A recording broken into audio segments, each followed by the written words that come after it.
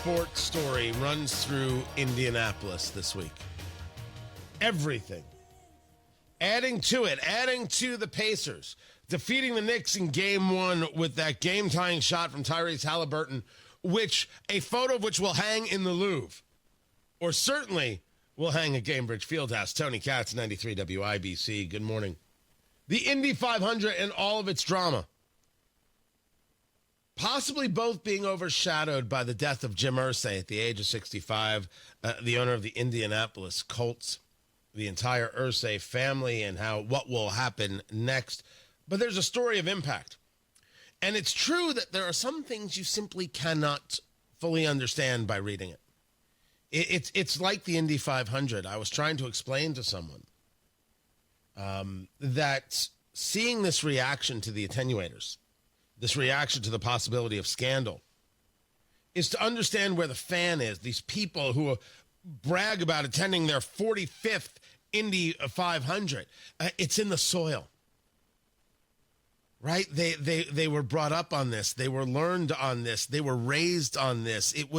The seed that was planted, this love of sport and the game and of what it is Hoosiers do is in the soil. How does one explain what the Colts coming to Indianapolis meant? Gerry Dick joins us from InsideIndianaBusiness.com, who started his career as a reporter, starting with covering the Colts coming to Indianapolis. And Gerry, for a guy who has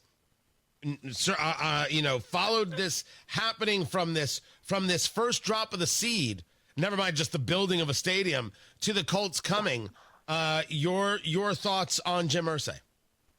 Well, it's a stunning development, obviously, and as has been seen throughout social media for the past 12-plus hours, is having real ripple effect and impact throughout the community.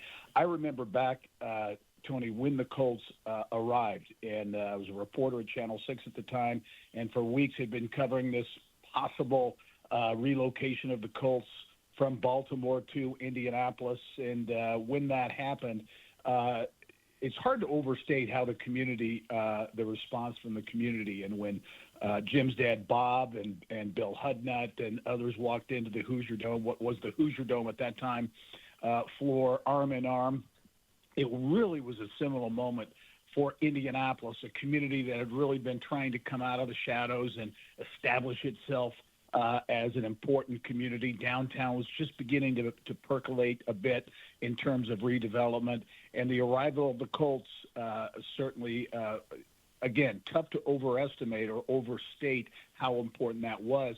And Jim Irsay at that time, a lot of people didn't talk about then of course, youngest 24 years old, he became general manager of the team, and that certainly became his life. Actually was his life from a little boy, being a ball boy and all that stuff around the locker room, and then came in at 24 years of age to lead the team. There's a conversation about impact to a city and impact to a state, and I would argue that and no group has had more impact than probably Lilly and the Lilly Foundation, if we talk about things all over the state. Coming in second might very well be Jim Irsay, the Irsay family, the Jim Irsay collection. There's a real connection there between Jim Irsay and making this city a better place. Without question, and so much of what Jim Irsay did, some of it publicly, but much of it behind the scenes.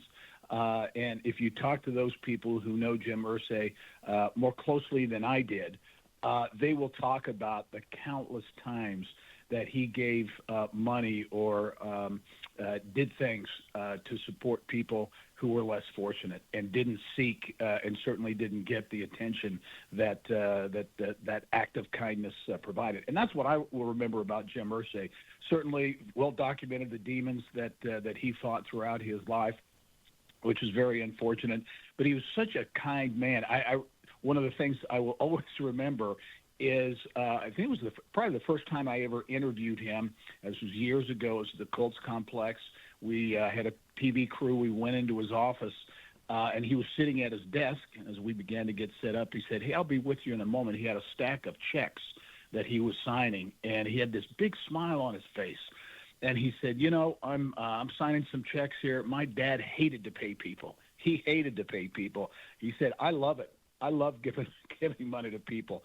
And that has always stuck with me because I think that's part of who Jim Irsay was a kind person who liked people and liked helping people. And I think that overarching part of Jim Irsay's life will be his legacy. And again, from the public commitments, the public contributions to mental health, to the Riley Children's Foundation. You can go on down the list how much money and effort. You mentioned the Jim Irsay collection. Just toured that actually a couple of months ago.